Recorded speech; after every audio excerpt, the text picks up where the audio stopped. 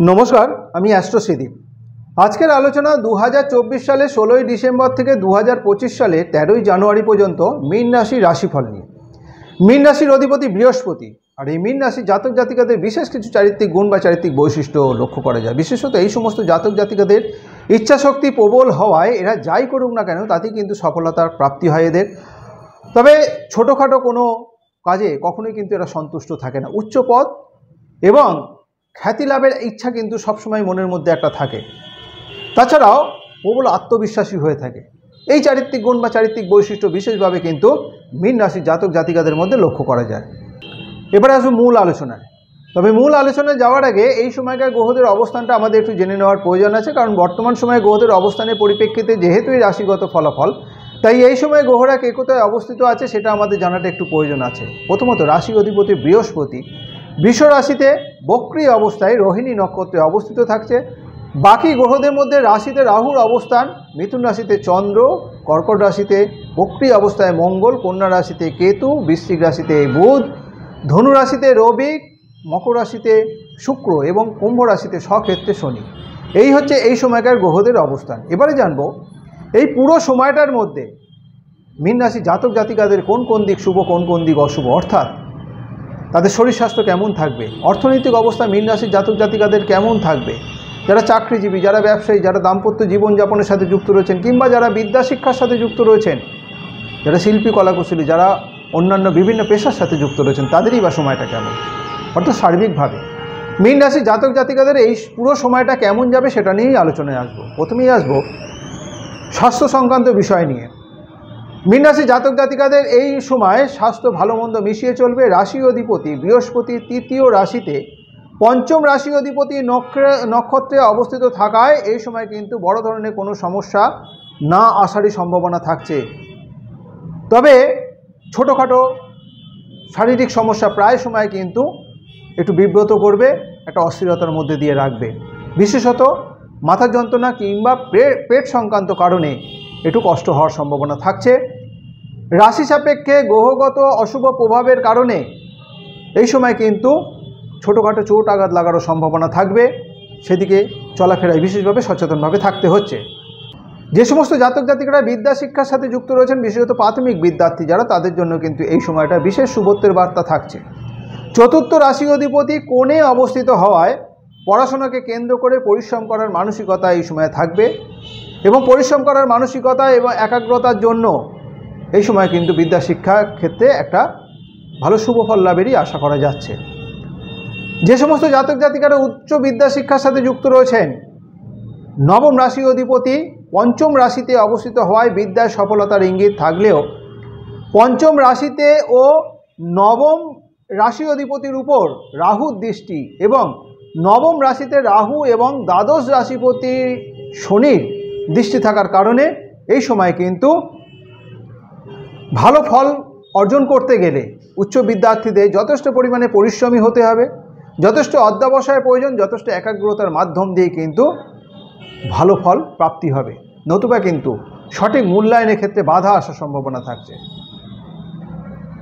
অর্থনৈতিক অবস্থা মীন রাশির জাতক জাতিকাদের এই সময় খুব একটা শুভত্বের বার্তা থাকছে না, কারণ ধনু রাশি অধিপতি মঙ্গলের অবস্থান পঞ্চম রাশিতে থাকায় আর্থিক দিকটা বেশ শুভত্বের নির্দেশ করলেও, বেশ সফলতার ইঙ্গিত থাকলেও এই সময় কিন্তু ধনু রাশি অধিপতির উপর রাহুর দৃষ্টি এবং ধনু রাশিতে রাহু এবং দ্বাদশ রাশি অধিপতি শনির দৃষ্টি থাকার কারণে এই সময় কিন্তু ব্যয়ের একটা নির্দেশ করছে, অধিক ব্যয়ের কিন্তু একটা নির্দেশ করছে। সুতরাং আয় ব্যয়ের সামঞ্জস্য রেখে চলতে হবে মীন রাশির জাতক জাতিকাদের। কোনো কারণে এই সময় কিন্তু ঋণ হওয়ারও সম্ভাবনা থাকছে, সুতরাং সচেতন থাকতে হবে অর্থনৈতিক বিষয়কে কেন্দ্র করে। যে সমস্ত জাতক জাতিকারা চাকরিজীবী তাদের জন্য এই সময়টা বিশেষত শুভই বলা চলে। সাময়িক কিছু কর্মক্ষেত্রে হয়তো প্রতিকূল পরিস্থিতির সম্মুখীন হতে হলো, তা কিন্তু খুব একটা অসুবিধাজনক হবে না। এই সময় যারা সেলসের সাথে যুক্ত রয়েছেন, যারা মার্কেটিং জবের সাথে যুক্ত রয়েছেন, তাদের জন্য বিশেষ শুভত্বের বার্তা বয়ে আসতে চলেছে। এই সময় কিন্তু বেশ কিছু সুযোগ সুবিধা কর্মক্ষেত্রে পাওয়ার সম্ভাবনা থাকছে। যারা দীর্ঘদিন এই মীন রাশি জাতক জাতিকারা যারা কর্ম পরিবর্তনের কোনো রকম পরিকল্পনা করছিলেন তাদের জন্য কিন্তু এই সময় ভালো সুযোগ, ভালো যোগাযোগ আসতে চলেছে। যারা বেকার যুবক যুবতী রয়েছে তাদের জন্য কিন্তু কর্মলাভের একটা সুযোগ আসতে চলেছে। যারা ব্যবসা বাণিজ্যের সাথে যুক্ত রয়েছেন ব্যবসা ক্ষেত্র কিন্তু এই সময়টা বিশেষত শুভই বলা চলে। নিজ পরিশ্রম এবং বুদ্ধির মাধ্যম দিয়ে এই সময় ব্যবসা ক্ষেত্রে কিন্তু উন্নতি যথেষ্ট পরিমাণে হওয়ার সম্ভাবনা থাকছে। ব্যবসা রাশিপতি মাসের প্রথম ভাগে নবম রাশিতে এবং দ্বিতীয় ভাগে কর্মরাশিতে অবস্থিত থাকায় এই সময় ব্যবসা সংক্রান্ত কারণে বেশ লাভবান হওয়ার যেমন সম্ভাবনা থাকবে, তেমনই ভালো ভালো যোগাযোগ আসবে, যে যোগাযোগগুলো আগামী দিনে ব্যবসা ক্ষেত্রকে আরও এগিয়ে নিয়ে যেতে সাহায্য করবে। যারা দাম্পত্য জীবনযাপনের সাথে যুক্ত রয়েছেন দাম্পত্য ক্ষেত্র বিশেষত শুভই বলা চলে। স্বামী স্ত্রীর মধ্যে সুসম্পর্ক বজায় থাকবে, পারিবারিক সুখ শান্তি বজায় থাকবে। তবে মীন রাশি জাতক জাতিকাদের কথাবার্তা এবং ব্যবহারের দিকে বিশেষভাবে সচেতন থাকতে হচ্ছে, বিশেষভাবে নজর রেখে চলতে হবে। কারণ এই কথাবার্তা এবং ব্যবহারের কারণে যাতে পারিবারিক সুখ শান্তির ক্ষেত্রে কোনো রকম বিঘ্ন না ঘটে, যাতে কোনো রকম অশান্তিকর বাতাবরণ তৈরি না হয়, সেদিকে বিশেষভাবে নজর রেখে চলতে হবে। সন্তান নিয়ে কিছু সমস্যা কিন্তু এই সময়ে দেখা দেওয়ার সম্ভাবনা থাকছে। সুতরাং সন্তানের শরীর স্বাস্থ্য এবং সন্তানের বিদ্যা শিক্ষার কারণে বিশেষভাবে নজর রেখে চলতে হবে। বাবার শরীর স্বাস্থ্যের কারণে কিন্তু এই সময় একটা উদ্বিগ্নতা দেখা দেবে, একটা চিন্তা বৃদ্ধি পাওয়ার সম্ভাবনা থাকছে। সুতরাং বাবার শরীর স্বাস্থ্যের দিকে একটু নজর রেখে চলতে হচ্ছে। যারা প্রেমিক প্রেমিকা তাদের জন্য এই সময়ে সম্পর্কের ক্ষেত্রে সাময়িকভাবে মতভেদ মনোমালিন্য দেখা দেওয়ার সম্ভাবনা থাকছে। সুতরাং সেদিকেও নজর রেখে চলতে হবে যাতে সম্পর্কে কোনো রকম বিঘ্ন না ঘটে। যারা অবিবাহিত দীর্ঘদিন বিবাহ যোগাযোগের জন্য চেষ্টা করছেন তাদের জন্য এই সময়টা বিশেষত শুভই বলা চলে। যোগাযোগ যেমন বৃদ্ধি পাবে তেমন পাকা কথা হওয়ারও কিন্তু সম্ভাবনা থাকছে। যারা শিল্পী কলাকুশলী মাসের প্রথম ভাগ শুভ হলেও দ্বিতীয় ভাগ কিন্তু বেশ প্রতিকূলতার মধ্যে দিয়ে চলতে হবে। এই সময় কিন্তু ব্যয় বৃদ্ধি যেমন পাবে, আয়ের ক্ষেত্রে কিন্তু কিছুটা ব্যাঘাত ঘটার সম্ভাবনা থাকছে। যোগাযোগের ক্ষেত্রেও কিন্তু বাধা আসার সম্ভাবনা থাকবে। যারা অন্যান্য বিভিন্ন পেশার সাথে যুক্ত রয়েছেন তাদের জন্য এই সময়টা ভালো মন্দ মিশিয়ে চলবে, কখনো ভালো কখনো মন্দ এই অবস্থার মধ্যে দিয়ে চলতে হচ্ছে। মীন রাশি জাতক জাতিকারা যারা পূর্ব ভাদ্রপদ নক্ষত্রে জন্মগ্রহণ করেছেন তাদের জন্য ডিসেম্বর মাসের 18, 22, 25, 30 এবং জানুয়ারি মাসে 2, 5, 7, 12 তারিখ শুভ। যাদের জন্ম নক্ষত্র উত্তর ভাদ্রপদ তাদের জন্য ডিসেম্বর মাসের 16, 19, 23, 26 এবং জানুয়ারি মাসের 1, 4, 8, 11 তারিখ শুভ। যাদের জন্ম নক্ষত্র রেবতী তাদের জন্য ডিসেম্বর মাসের 17, 20, 27, 31 এবং জানুয়ারি মাসের 3, 6, 9, 13 তারিখ শুভ।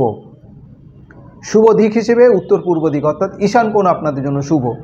শুভ বার বৃহস্পতিবার, শুভ রং হলুদ রং এবং ক্রিম রং। যে কোনো শুভ কাজের দিন যেমন বৃহস্পতিবারটাকে ব্যবহার করা যেতে পারে, তেমনই শুভ কাজের দিনে বিশেষ পোশাক হিসেবে, বিশেষ রঙের পোশাক হিসেবে হলুদ অথবা ক্রিম রঙের পোশাককে যদি ব্যবহার করা হয় তাহলে শুভ ফল লাভের সম্ভাবনা অনেকাংশে বৃদ্ধি পাবে।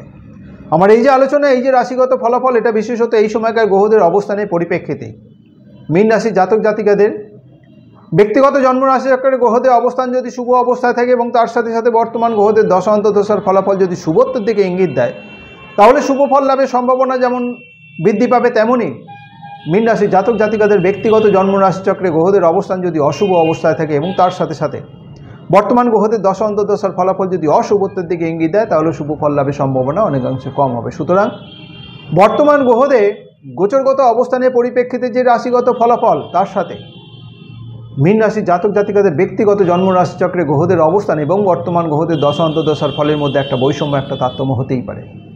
আমার এই আলোচনা যদি আপনার কাছে গ্রহণযোগ্য মনে হয়, যদি ভালো লেগে থাকে অবশ্যই লাইক এবং শেয়ার আশা করব। যারা এখনও পর্যন্ত আমার এই চ্যানেলটিকে সাবস্ক্রাইব করেননি, আমার পরবর্তী ভিডিও পরবর্তী আলোচনাগুলোর লিঙ্ক পেতে অবশ্যই চ্যানেলটিকে সাবস্ক্রাইব করে নেবেন। আজ এই পর্যন্তই। ভালো থাকবেন, সুস্থ থাকবেন, ধন্যবাদ।